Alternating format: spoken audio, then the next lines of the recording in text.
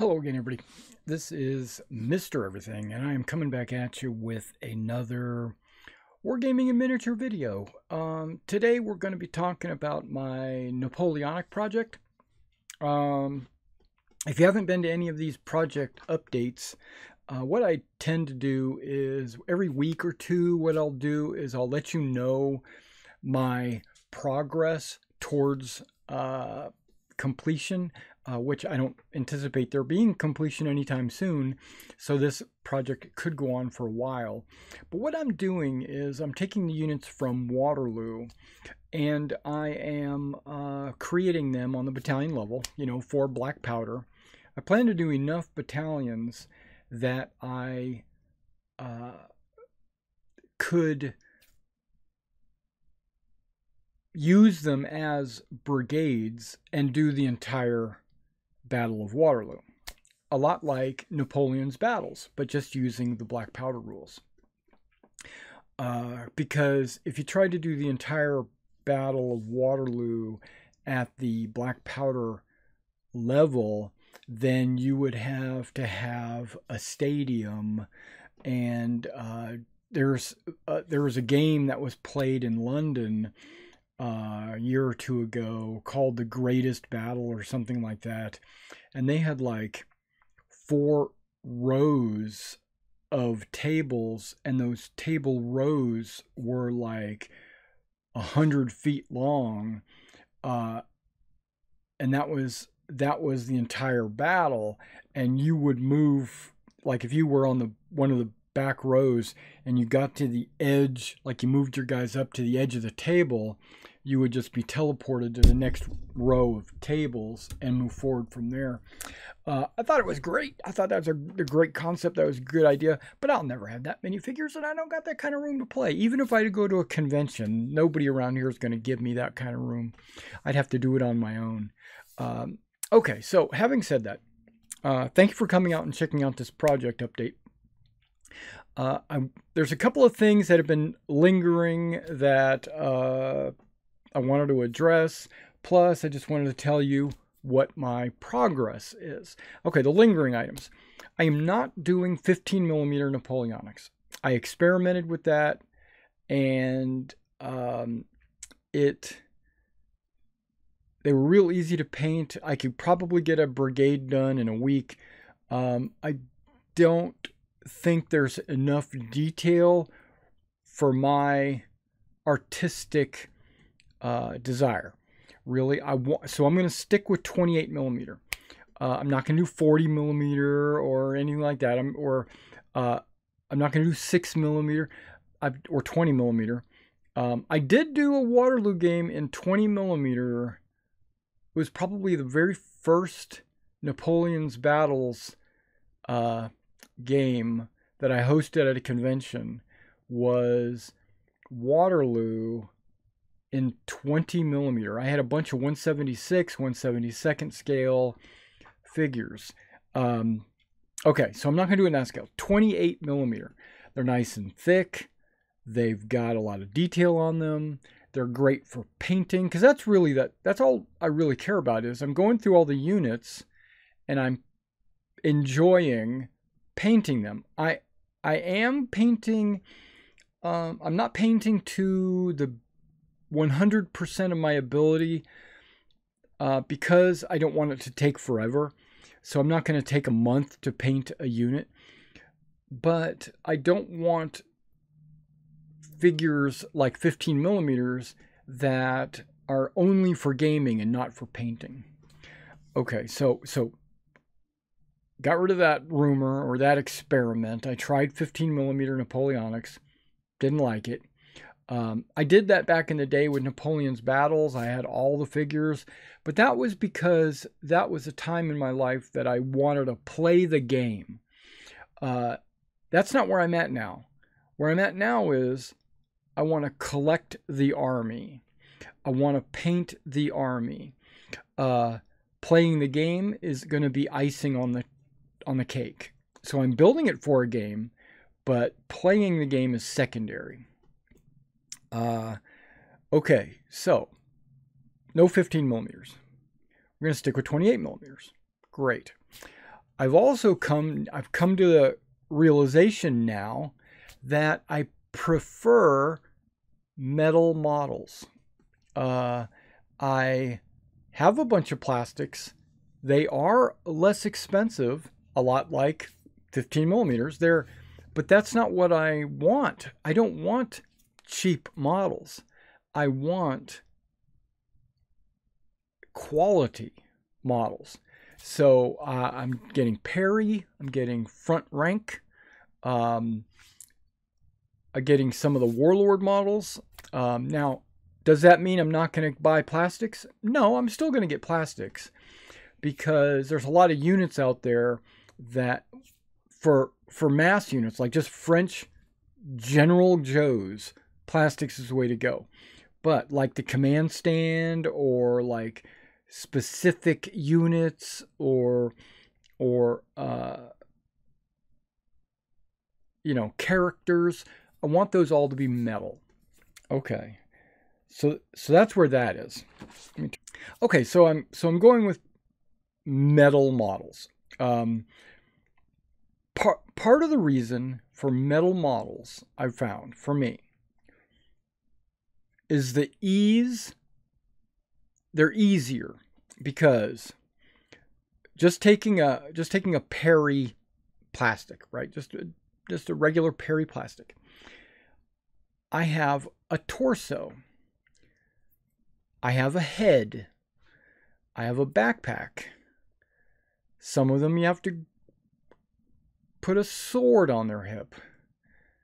I've got a rifle or a musket. I've got a left arm. I've got a right arm. I've got maybe some gizmos and gadgets, but normally I'm gluing about 7 different parts for every single model. I'm trimming those parts. I'm shaving those parts. I'm gluing those parts. I'm fitting them.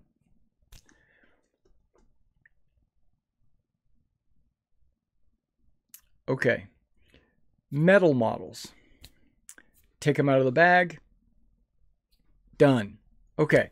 So the only thing that I found that, for me, the only thing that I found that metal requires more than plastic requires is to wash the models. I take the model, and I'm going to get into that in just a minute. I take the model, put it in a sink. Well, I actually have a washing bowl, actually, and a brush. I had been using a 2-inch soft bristle edging paintbrush, just house brush, and I also use a toothbrush, and then I'll use water, of course, and some soft hand soap, and I'll put it in there, and I will scrub the model down, right? I'll scrub it down, front, back, left, right, up and down, inside all the cracks and crevices, and then I will rinse it off, mainly because I don't know if you know this. Got something itching my nose. I have this. I mean, I don't know if you know this, but when metal models are cast, plastic too, but in a lesser extent. But when the metal models are cast, usually, and don't take this as an understanding of the entire process, because I don't do this. I don't mold or cast metal models, but there is 2 halves to the mold. Okay, they're usually coated in a talcum powder, a baby powder kind of substance. It's called mold release. You put these molds together, and then you inject, pour, gravity, spin, however the molten metal gets put into the mold. And then when it dries and they pop the molds apart, they can pull this miniature out of the mold, and it won't stick because of the mold release. Okay. So now when you buy a bag of, let's say, front rank models, right? You get a bag, 24 models. The inside of that bag is coated with this powder. Mainly, it's just rubbed off of the models. Then you dump the models out, you take a look at them. You get this mold release all over your fingers. It turns your fingertips black. What that is residue still left from the initial mold casting process on those metal models.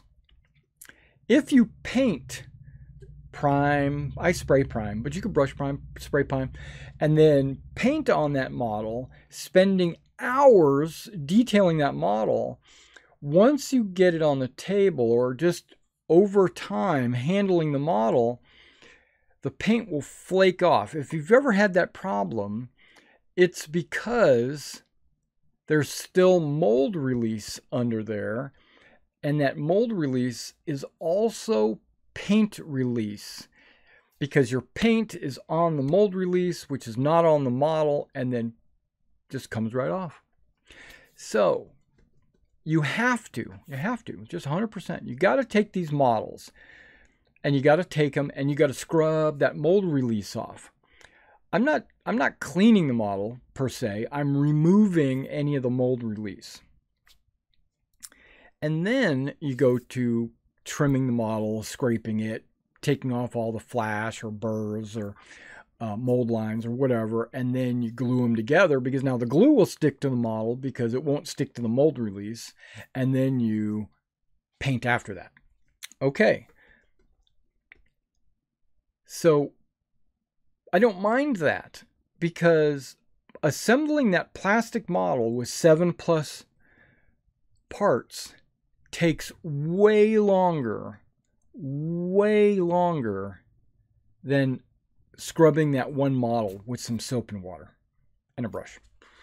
Rinse, done, right?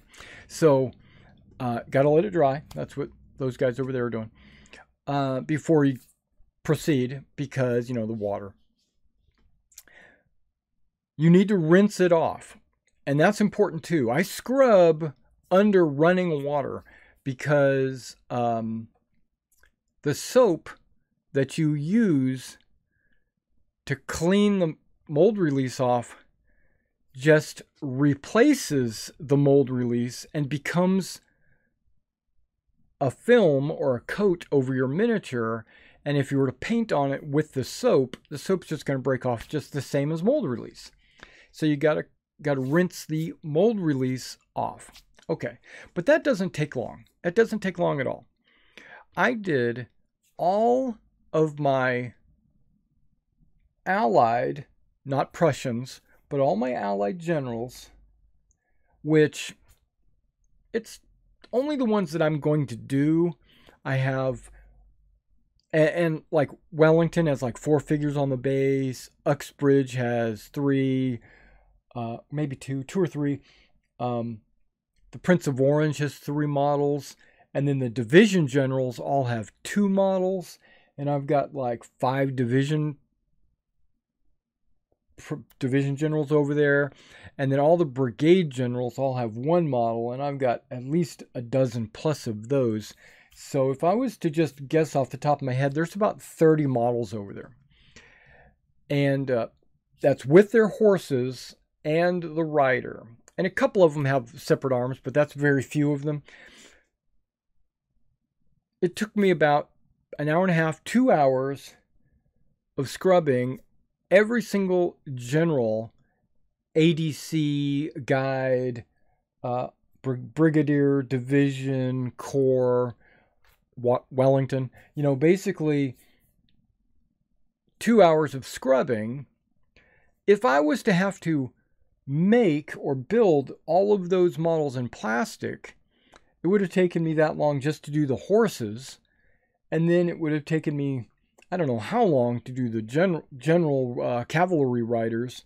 Usually cavalry riders have a lower and an upper torso, a head, a saber. You know, usually they have two arms. Yeah, so about the same. It would have taken me a whole day to assemble all of those, where in this case, it only took me about 2 hours of scrubbing with soap and water, and they're done. And that's what I'm saying. I got the allies. That's my next project. That's my next progress. I'm getting to it. I've got all the generals over there. Not all the generals. Not 100% of the generals. Like Byland, I don't have his horse, and I'm going to get into that in just a minute. Okay, so all the generals that I am going to do, I washed. And that's more than you're ever going to need. You're really not ever going to need 5 divisions on the table, unless you're playing a big game like I plan to play. Okay. So that's that. Now let me talk about my front rank order here. Okay. I just want to start off by saying it's my fault. It's not their fault. They perfect. I got every figure that I ordered. I ordered some wrong horses. Okay. On the model, it shows the general sitting on a saddle. Okay. And then beside it, it says horse required. Great. I go to the horse section where the horses are sold separately. So I could have one trotting, I could have a head up, a head down, I could even have an injured horse. I could have all different kinds of hypotheticals, which is awesome. That means I get to pick and choose what horse I want, right? So when I read it, it says, you know, the light horses are here, the heavy horses are here, and then it says S1, S2, S3 or whatever. And then I was like, so what horse do I need? Oh my gosh. I didn't read clear. I didn't read close enough. So you're supposed to get, for most of the generals, 99% of the generals, and some of them correct this, but if it's not mentioned, this is the one it should be. You get a plain horse with bridle, basically. And that's it. And then you take your general, Bylant, with his saddle, and you glue it on the back of the horse. Boom, you're done. But like an idiot, and this happened to 90% of my French generals that I ordered. So that's why they're not being washed, and only the allies are being washed. The generals, I'm waiting because I had to go back and reorder their horses. Because I ordered a bunch of these S1 models, right? And those come with a saddle blanket. And the front side of that saddle blanket is like this raised area, right? So it's almost like, it is exactly like, that horse needs a rider that does not have a saddle, and you glue it right on the back of the horse because the saddle blanket is already on the horse. Which about half of my generals were like that. They just had legs. But some of them, about half of them, had saddles. And they will not fit on the back of these horses that have those saddle blanket looking things. Sabotage, so whatever they're called. So what I had to do, and I just did it like a night or two ago, I had to order a bunch of plain horses. So I have to wait for those to come in to finish Bylant and half my French generals that I ordered. I mean, I already had a bunch of generals, but I just ordered a bunch of more to flesh out what I was missing. And I can't because of those horses. So I'm waiting for horses for the French primarily and Bylant. Okay. Okay, so let's talk about other orders. You know about this one order, Victrix. I've been waiting for Victrix forever. I ordered this in December. No, let me back up. I ordered it in November. I ordered it in November. They told me to, which was a smaller order, it was a mid-sized order. They said, if you want to order from us as a business, you must use our business website.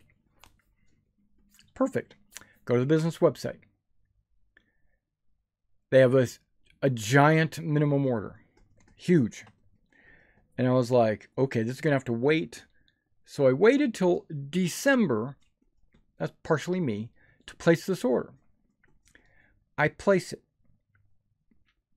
January comes around. Haven't gotten the order. February comes around. Haven't gotten the order.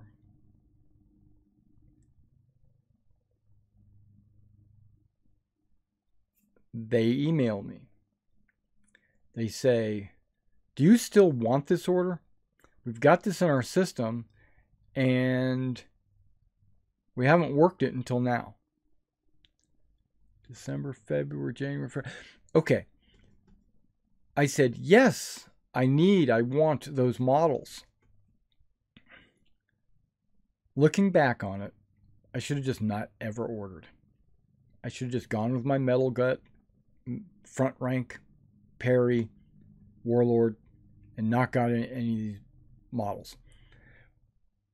But I said, yes, I still want those models. Because there is a couple of models that they make that nobody else makes. And I said, okay, good. And everybody tells me that Victrix is like got great quality and stuff like that.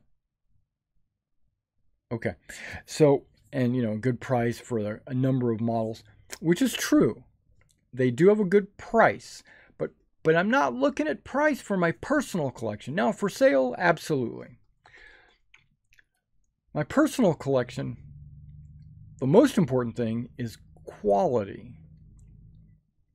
I'm willing to pay a few extra dollars to get really good quality because that's what I'm caring about, not cost. Okay, so yes, I want it. They said, okay, we'll send you an invoice and just pay it. And then we'll send the models out. I'm like, okay. So in like a day or two, I get this email with an invoice, which first of all, I want to say, I don't know if I want to say this, but it made me feel like when they were getting money, they were quick to contact me. When I was making a request that didn't involve them getting any money, it took forever for them to respond to me. So I'm not feeling the good customer service, is what I'm trying to say. It just, I'm feeling like I'm not a priority. Okay, so then they send me the invoice. I immediately, like the minute I noticed that I got this email, I send them the money. They get it immediately because I use PayPal. So they get it. I drop them an email almost immediately saying, you know, thank you. I'm glad we got this all taken care of. Here's your payment. I just want to make sure that you got the payment.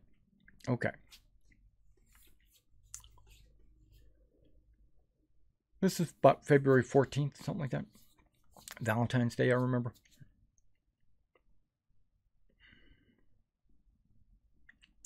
It's the end of February. It's actually the middle of March. And I say, man, it's been over a month. Most of my other orders, front rank, Perry, Warlords, they only take 2 to 3 weeks at the most. You've all probably heard this story. I'm getting to it. I look at the website. It says it was shipped on the 3rd of March. Okay. 3rd of March. Sounds good. I got a recent email I want to talk about. So I'm thinking, okay, 3rd of March. We'll give it a month. 3rd of April. 3rd of April, nothing. I haven't gotten shit. I'm starting to get mad, right? November, December, January, February, March. Okay. So I go to the website and it says it was shipped on the 3rd. I'm like, that doesn't make sense. I should have gotten it by now. Even if they sent it by carrier pigeon, I would have gotten it already. So I emailed them. Just recently, actually, I'm going to say the 6th or so, I emailed them. And I say, hey, where's my stuff? I paid you immediately. It says it was shipped. I haven't received it. What's going on? But this time, I don't just send it to one email address. I send it to the owner as well. Not just like info. I send it to info and to sales. Okay. Well, I got a reply 2 days ago. 7th? Yeah. So almost immediately, I got a reply saying, oh, we don't know what's going on. We checked and we see that it was shipped February 23rd.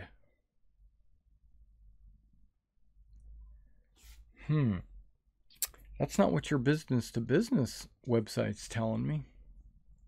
Here's the tracking number. Okay, we're making progress.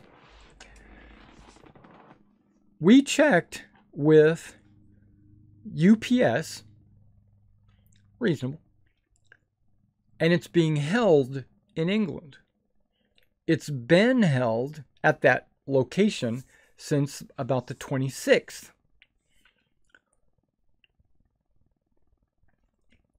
And it says on the UPS website, on the 26th, they contacted the vendor, the shipper, to release the item because it was delayed. Okay, it was delayed. There's some COVID thing going on. So I get it. Okay, so there was a delay, but on the 26th, Victrix was contacted to give them a release.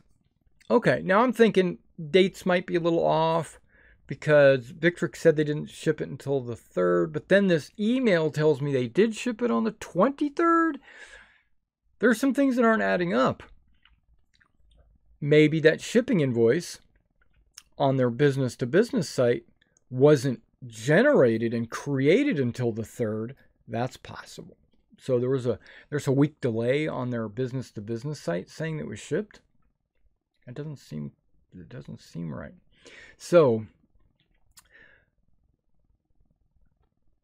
I email them back and I say, I see on the UPS website that you have to release it for them to ship it, and they will update the delivery date. So if that's the case, I need to get an email, or I need to follow the tracking number of this shipment.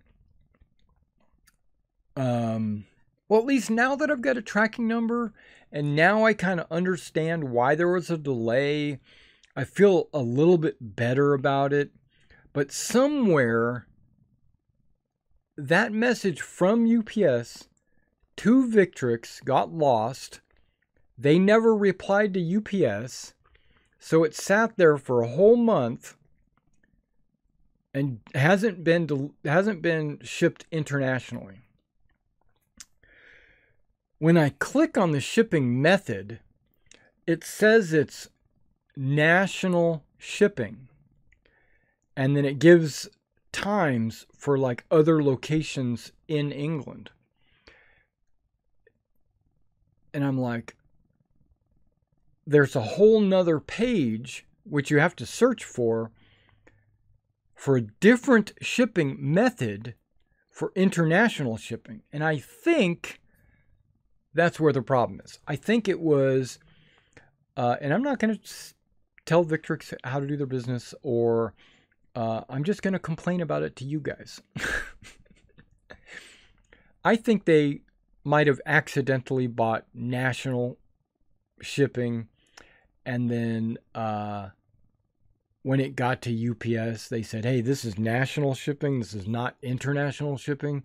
So let's contact the shipper to see if, in fact, they want to maybe pay the difference. There's probably a difference in charge for them. They were probably trying to save money and bought like an economy saver or something. I don't know. I don't do business with UPS. I don't know any of that. I'm only a recipient of UPS. I don't actually ship with UPS. So I don't know. So I just wanted to say, I still haven't got my Victrix order in. I really don't care about it anymore.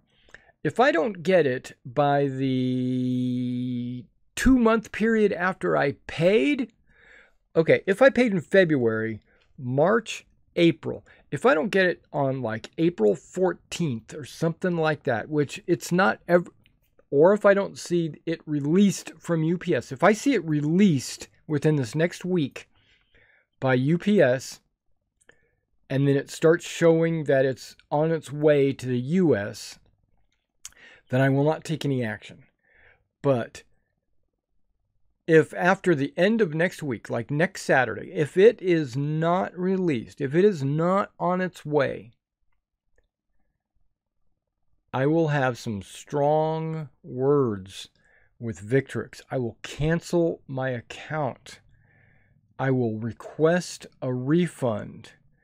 I will tell them to pack in. I am not going to do business with them. But if it is shipped, or if they do release it and it starts coming my way, then all is forgiven. You know, accidents happen. I get it. But all they need to do is contact them and say, release the package, release the Kraken, or whatever, you know. And if they do that, then great. If they don't do it, then I will feel like they don't care about me. And I don't want to do business with a company that doesn't care about you. That is very, very, I don't know if it's selfish or what, but as a business owner, I do everything in my power for my customers. I will bend over backwards to make sure that your stuff is shipped the same day it's paid for. If not, the very next day it's in the ship, it's boxed and shipped and it's out. The quality of the workmanship that I do is, I take a lot of care in what I do. I wash the models, you know, I prime, paint, seal, deliver, you know, all that. So, and when I'm not treated the way I treat other people, I feel dissed or disrespected. So I just say, not going to worry about it. So as a company, all that means is I'm not going to carry any more Victrix products. I've had 5 months of let me rephrase that. They have had 5 months of potential orders from me, because I order monthly, if not weekly, from my distributors. And I wanted Victrix to be one of those. I wanted Victrix to be one of my brands that I carry. And I would have ordered, maybe not every month, but I at least would have ordered 2 or 3 more times. And because of the size of their orders, their orders are just so large that I'm not going to order every month. But they lost that business from me because I was sitting here waiting for my first order. I mean, I had a second order. Okay, now this is another thing. I had a second order that I ordered on my personal account because I only needed a few models and it wouldn't qualify for a huge business order. So I said, well, I only need like $200 worth of stuff. So let me just go ahead and place a personal order. I got that in like 2 to 3 weeks. The business order I didn't get. So it makes me a little upset about it. Okay. So yeah, I'm hot about that. Front rank. I have fallen in love with front rank, and I am getting a lot of models. I had just last night ordered all the NASA. It's a lot of models, but I ordered like 5 battalions of NASA and a general, I think, with the right horse, because I ordered a bunch of horses as well for everyone else. I think I ordered a couple extra horses just in case. But yeah, so I've got NASA on the way, as well as I ordered a bunch of medievals as well, but that's for the store. The NASAs are actually for my Waterloo project.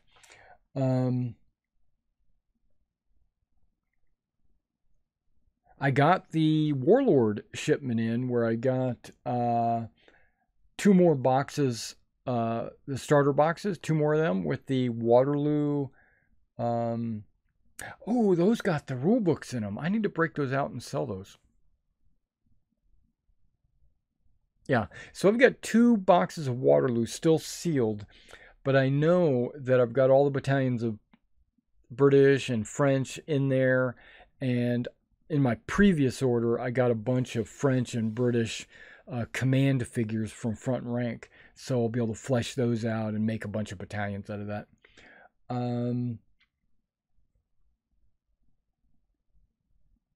Yeah, for the last 2 weeks or so, I've not painted anything. These generals, these allied generals, will be the first thing I've painted in the last 2 weeks for my Waterloo project. In the last 2 weeks, I painted a bunch of 100 Years War figures, a bunch of American World War II figures for bolt action.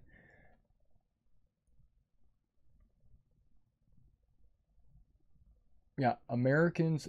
Oh, yeah. And I did a commission for American War of Independence. I painted 4 battalions, 2 of Virginia, 8th Virginia, Virginia Militia, North Carolina State, and North Carolina Militia for one of my good customers. And I when I get a commission like that, all my personal stuff stops, because I feel like a good customer service guy. I feel obligated to, because I hadn't been paid for it or nothing. This is kind of funny. I will do work before I get paid. So he just said, I need these 4 battalions. And I'm like, I'm on it. Part of the motivation for me to get in there and paint it and get it done is because I know when I'm done, I can send him a bill, right? And I know I can get paid. So that is one way to motivate me, is by not paying me. So if you're out there and you're interested in maybe getting some French cannons, or you need some Prussian Uhlans, or whatever you need, Tell me what you need. I'll paint it and we'll agree on a price. I'll paint it and I'll put it out on eBay.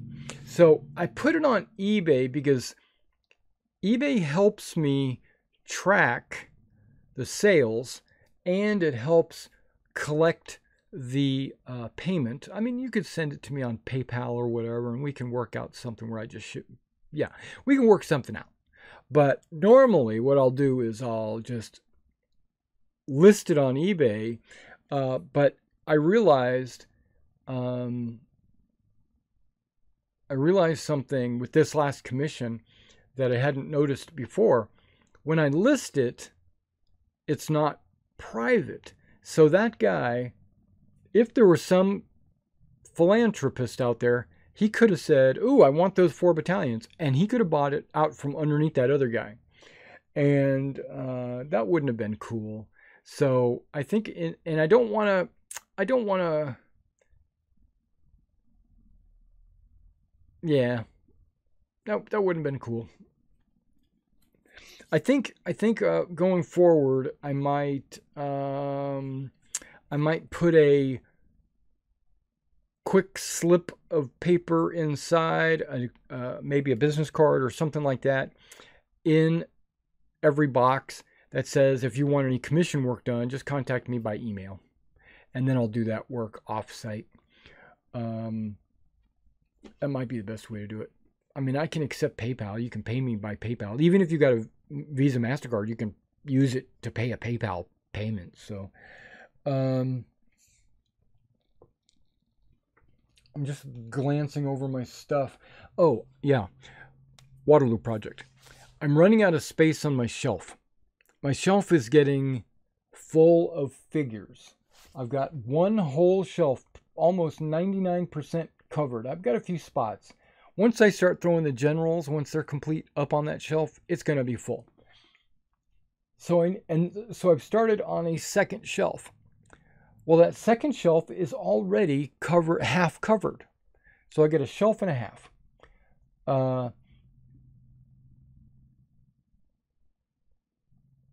So I've got a couple of shelves here that have like D&D models and some other random figures and some terrain and stuff that they're just taking up space.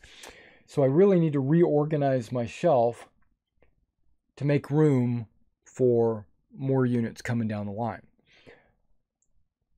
The terrain, I'm not going to touch that because it's good. But so those D&D models, I'm selling like hotcakes.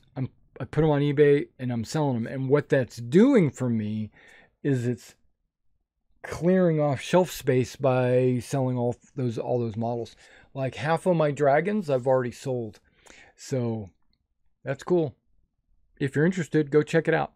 All right, this is not a store update. This was a Waterloo project update. Oh yeah. This is just, hang on. Oh yeah, I just wanted, I'm back. I just wanted to share this with you. My wife, if you didn't know, I'm married, but my wife was cleaning out the garage, or reorganizing it actually. She came across something that I bought. I think I might have bought this when I was in Germany. But a light infantry French horn. I mean, I could blow on it. I don't know if it's got, I don't know if there are spires inside of it or what. No, but this has been in the garage in a box somewhere. I bought this a long time ago, way before we moved here to Tennessee. And I haven't seen this in a long time. And it looks like it needs to be cleaned a little bit. I need to get some Tarnex out and clean this up. But she said, "Hey, look what I found." And I was like, "Whoa, you found, man, I forgot I was missing this."